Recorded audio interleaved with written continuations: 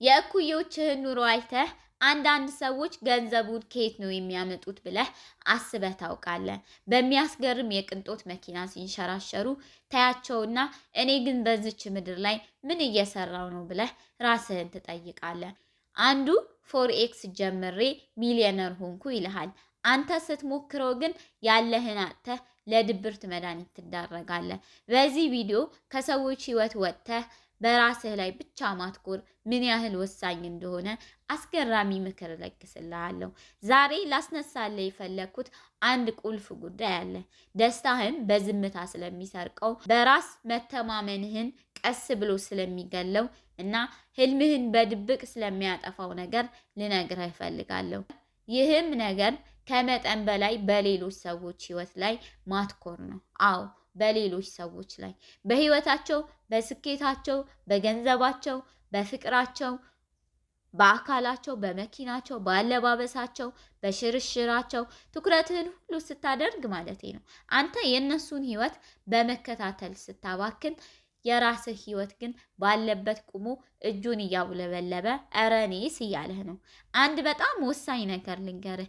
ራስህን ከሌሎች ጋር ማወዳደር ወደ ጉስቁልና የሚወስደው አቋራጭ መንገድ ነው። የራስህን ህይወት በሌላ ሰው መለኪያ ስትለካ ምንም እንኳን ቁመት ረጅም ቢሆንም ሁልጊዜ አጭር እንደሆንክ ይሰማሃል።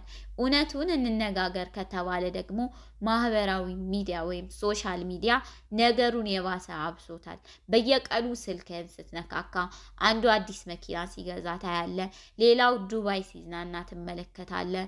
የእጮኝነት ቀለበት፣ የሰርግ ፎቶ፣ ያማረ የጂም ሰውነት፣ አዲስ ቢዝነስ፣ የቅንጦት ቤቶች ፎቶዎች ይንጋጋሉ። ከ5 ደቂቃ በፊት ደስተኛ የነበርከው ሰው በቅጽበት ህይወት ትርጉም አልባ እንደሆነ ይሰማሃል። ይገርማል አይደል? ስልክህን እስክትከፍት ድረስ እኮ ምንም አልሆንክም ነበር፣ ደስተኛ ነበርክ። ለዚህም ነው በሌሎች ላይ ማትኮር አቁም የምልህ። በራስህ ህይወት ላይ አትኩር። የራስህ ምርጥ ስሪት በመሆን ላይ ብቻ ስራ።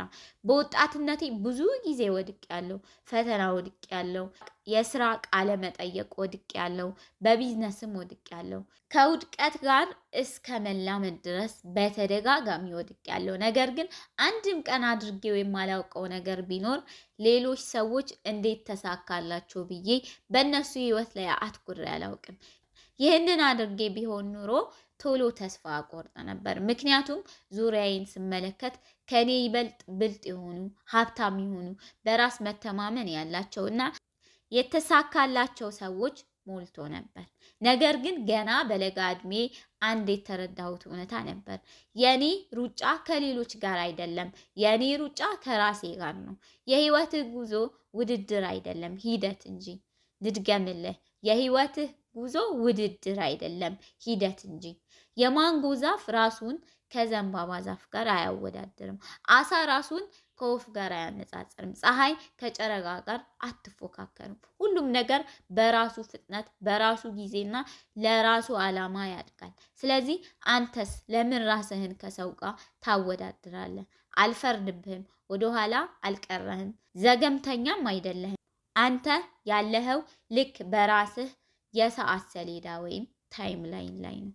እስኪ አንድ የሚያስቅ ነገር ልንገርህ።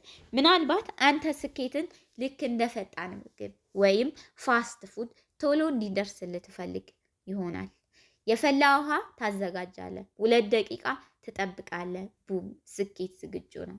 ነገር ግን ህይወት ስኬትን የምታሰላው ልክ እንደ ሀገራችን የባህል ምግብ እንደ ዶሮ ወጥ ነው። ጊዜ ይፈልጋል፣ ትዕግስት ይጠይቃል፣ እሳት ይፈልጋል፣ ማማሰልን ይጠይቃል። አንዳንዴም ትንሽ ሊያር ይችላል። ነገር ግን ያ በዝግታ የበሰለው ስኬት ሁሌም ጣዕሙ ልዩ ነው። ዛሬ ዘርተህ ነገ ፍሬውን ለምን አላደክም ብለህ አትጮህበትም። ታጠጣዋለህ፣ ትንከባከበዋለህ፣ ትጠብቀዋለህ፣ ሂደቱን ታምናለህ እንጂ። የህይወትም ጉዞ ልክ እንደዚህ ነው። በወጣትነት እድሜ ከሚገጥሙኝ ትልልቅ ወጥመዶች አንዱ የሌላ ሰው ህይወት ለመኖር መሞከር ነው። የነሱን ስራ፣ የነሱን ትዳር፣ የነሱን የህይወት ዘይቤና ህልም ትመኛለህ። ነገር ግን በውስጡ ያለውን ትግል አታውቀውም። የሚያብረቀርቀው ውጤቱን እንጂ ከጀርባ ያለውን ልፋት አታይም። ጽዋውን እንጂ ልምምዱን አታይም። ጭብጨባውን እንጂ የብቸኝነት ምሽቶቹን አታይም። ስኬቱን እንጂ ውድቀቱን አታይም።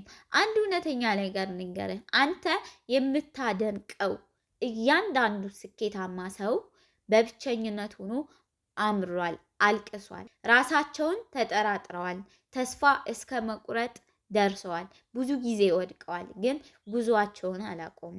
ስለዚህ ለምን እንደነሱ አልሆንኩም ብለህ ከመጠየቅ ይልቅ እንዴት የራሴን ምርጥ ማንነት መፍጠር እችላለሁ ብለህ ራስህን ጠይቅ። ሌላው አስቂኝ እውነታ ደግሞ ይህ ነው። ጓደኛ አዲስ መኪና ስለገዛ ብቻ ትጨነቅ ይሆናል። አንተ ግን በመሰረቱ መኪና መንዳት እንኳን አትወድም።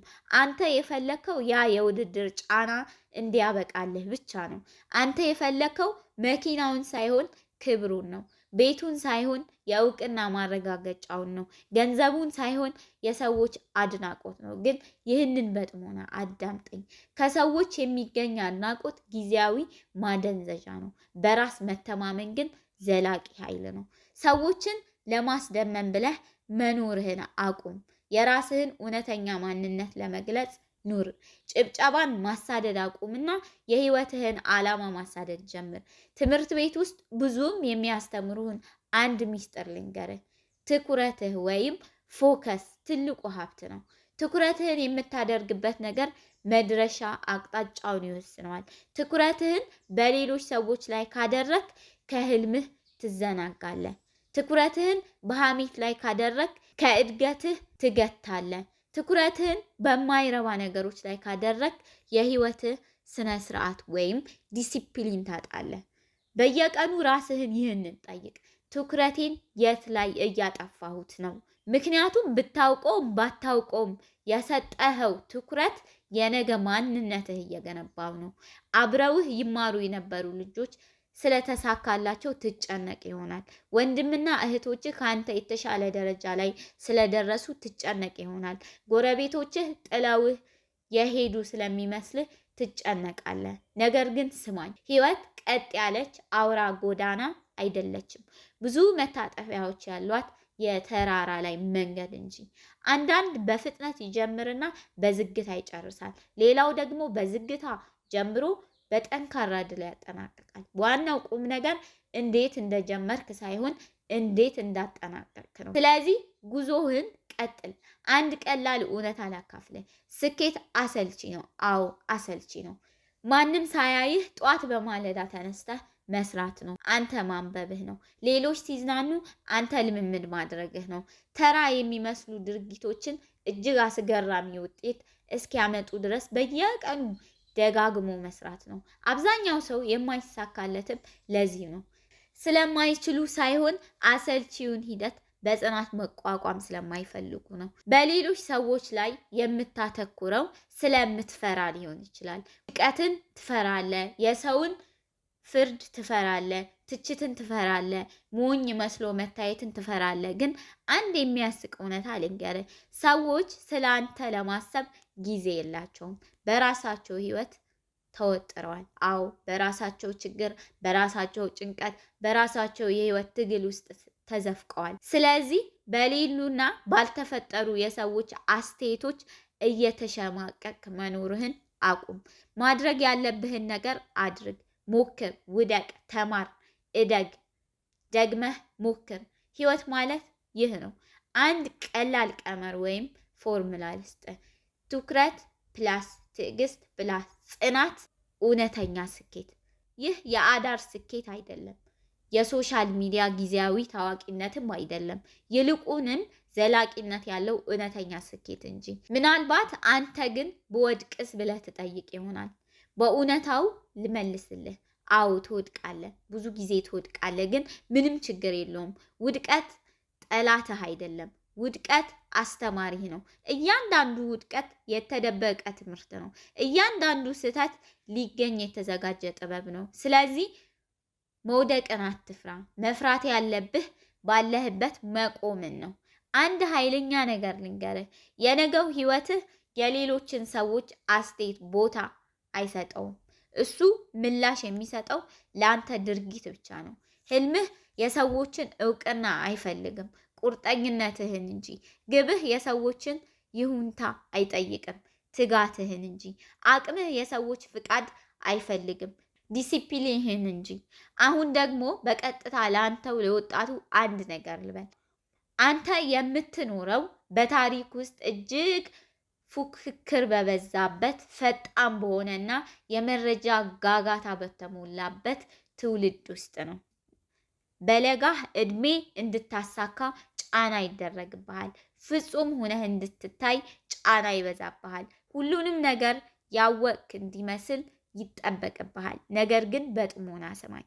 ለሁሉም ነገር መልስ ባይኖርህም ምንም ችግር የለውም። ግራ ቢገባህ ችግር የለውም።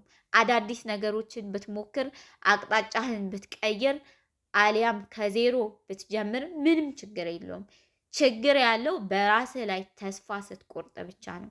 የራስህን የህይወት ምዕራፍ 1 ወይም ቻፕተር 1 ከሌላው ሰው ምዕራፍ 20 ጋር ማወዳደር አቁም። የህይወትህን ታሪክ አታቻኩለው። የራስህን ዋጋ አትጠራጠር። ወደኋላ አልቀረህም።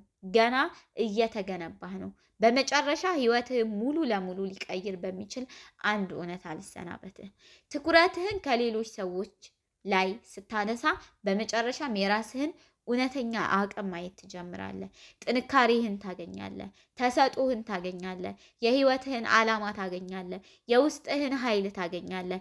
ይህ ሲሆን ደግሞ ሁሉም ነገር ይቀየራል። ስለዚህ በየቀኑ ጧት ስትነቃ ራስህን እንዲህ ብለህ ጠይቅ። ከትናንቱ ማንነቴ የተሻልኩ እንደሆን ዛሬ ምን ላድርግ?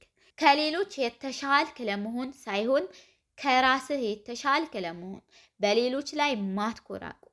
በእድገት ላይ አትኩር። በጉዞህ ላይ አትኩር። በህልምህ ላይ አትኩር። በስነ ስርዓትህ ላይ አትኩር። ውስጣዊ ቁስልህን በማዳን ወይም ሂሊንግ ላይ አትኩር። በህይወትህ ዓላማ ላይ አትኩር። ምክንያቱም ይህንን ማድረግ በጀመርክበት ቅጽበት ህይወትህ በአስገራሚ ሁኔታ መቀየር ይጀምራልና። ስለተከታተልከኝ አመሰግናለሁ። ይህ ቪዲዮ አነቃቅቶህ ከሆነ ላይክ፣ ሼር እና ሰብስክራይብ አድርግ። ሀሳቦችህም ኮሜንት ላይ ጻፍልኝ። እስከ ቀጣይ ጊዜ መልካም ጊዜ